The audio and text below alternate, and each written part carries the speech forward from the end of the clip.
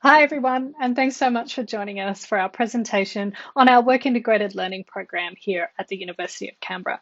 So this is a three-hander. There's myself, JD Buzzu-Grant, there's James Neal and Tanya Lawless. So myself and James are in the discipline of psychology in the Faculty of Health here at UC.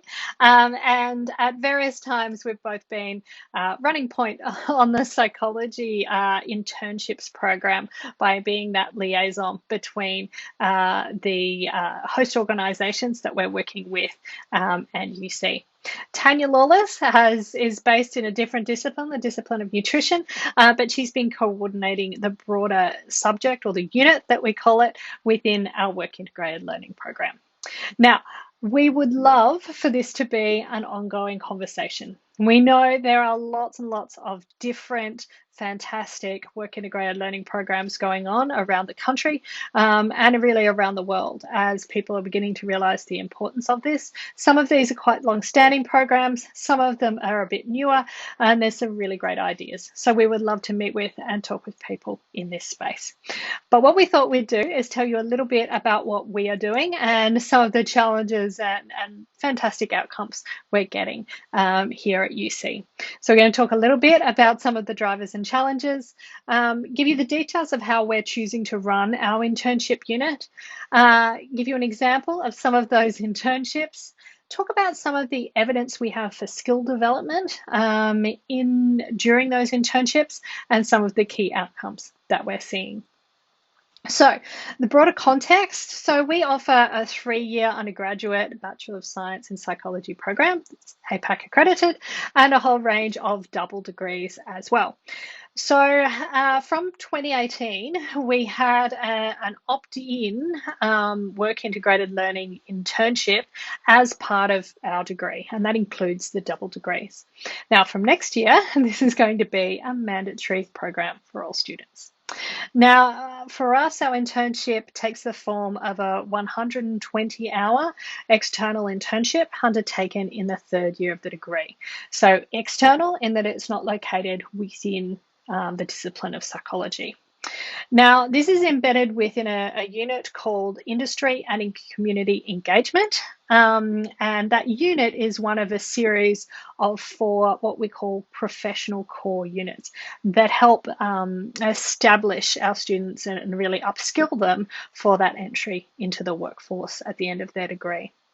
So as well as the WIL experience itself, the unit requires the students to do pre-internship assessment, post-internship assessment, a logbook, and also a couple of workshops that really help them get the most out of their internship experience. So what does this mean for us in psychology? It means that we need to figure out how to scale up our internships. How do we go from smaller numbers of students that are more highly motivated to partake in this through to ensuring that everyone, which can be up to 200 students depending on enrollments, can complete an internship, 120 hours. So what were some of the drivers for doing this in the first place? Well, for a start, UC had institutional requirements. So at UC, all students now have to complete that 120 hours, regardless of which degree they're enrolled in. But on top of that, of course, we recognised a very important need to improve our students' workplace skills and ensure that they were graduating being able to really hit the ground running when they entered the workforce. And this is something we've seen right across the sector, is this recognition of the importance of the employability of graduates and that real focus on graduate employment rates and using their skills appropriately. We also see quite a lot of interest locally. So based in Canberra, there's many opportunities in the public service and interest from those organisations as well. So it's about us enabling that transition to occur as smoothly as possible. We're also interested in building workforce capacity. We know that the kinds of skills that our students have are important and are only becoming more important out in the workforce. It's a matter of making sure that we can get that link happening to ensure that we produce the kinds of graduates that can take advantage of those roles. So, some of the challenges we encountered. Well, I mentioned before that some of our students are very, very keen, which is great. Some of our students, however, don't have a good understanding of why they'd need to engage in something like this during their degree. So, there can be some quite in depth conversations that need to be had in that space. We also, at the other end, at the host organisation end, have a real variation in how well they understand the idea of an internship and how our students can really be productive in that space. We also need to really work on understanding where our students can go. So looking at beyond those traditional placements. So we're working really hard on that as well. There are also institutional barriers. So obviously resourcing is something we're all familiar with. In particular, something like the relative cost of a single person going out to a single placement, when you take into account paperwork and things like that. We also have to build up an understanding amongst our academic staff that of the importance of those industry connections and the kinds of things that students can be doing out there as well. And of course, we have COVID over the past 12 months or more, messing with some of those, particularly health internships, and really forcing everyone to think a bit more laterally about the kinds of internships they can offer and that we can facilitate. So currently, this internship unit is available in every teaching period. So that's semester 1, winter term, semester 2, and summer semester.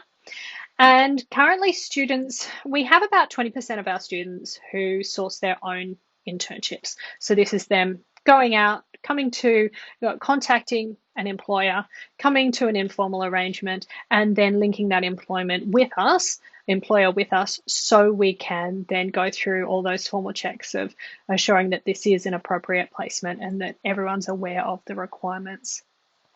The other 80% of our students, approximately 80%, they obtain their internships through our internal career hub, which is essentially an online notice board of job advertisements. Now, in these cases, what happens is staff, so James or I, go out and meet with industry partners, potential host organisations, and we talk with them and establish whether or not it's an appropriate placement, what all the requirements would be, fill out all the paperwork, and get them to write an advertisement that summarises what the student will be doing in an internship with them. And then what we do is advertise those on our internal career hub. So then students have to apply for those much the same way they'd apply for a real job, by submitting a resume and a cover letter, and then we send those out to the host organisations. And then the host organisation goes through whatever process they want to select our interns. So often this might be a face-to-face or an online interview, for example. So back to the key problem, which is how do we scale up? How do we get everyone in our cohort to be able to complete an internship of this size, of this magnitude, of 120 hours?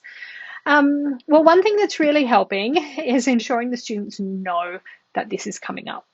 So really encouraging students to go out and source their own internships, and giving them the time to do that. So letting them know really early in their degree, reminding them constantly, and ensuring that they know that, particularly if they're located outside the ACT region, or if they have particular requirements, for example, that they can really be proactive and go and source those ahead of time so we can have everything set up and ready for that internship. We also are very keen to look for large-scale internship opportunities. So this is forming a relationship with an industry partner that can host 3, 6, 10 of our interns in a single semester.